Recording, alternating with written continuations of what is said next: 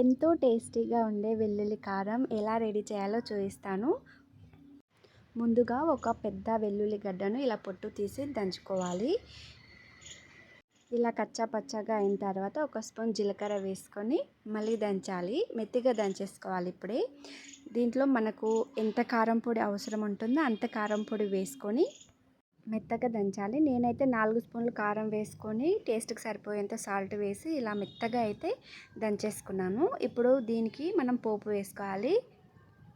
ఒక చిన్న కడాయి పెట్టేసుకొని ఆయిల్, ఒక ఎండుమిర్చి, జీలకర్ర, ఆవాలు వేసి కొద్దిగా మారిన తర్వాత దాంట్లో కరివేపాకు వేసి పోపు వేసుకోవడమే. ఎంతో బాగుంటుంది. దీన్ని వేడివేడి అన్నంలో కొద్దిగా నెయ్యి వేసుకొని తింటే చాలా బాగుంటుంది.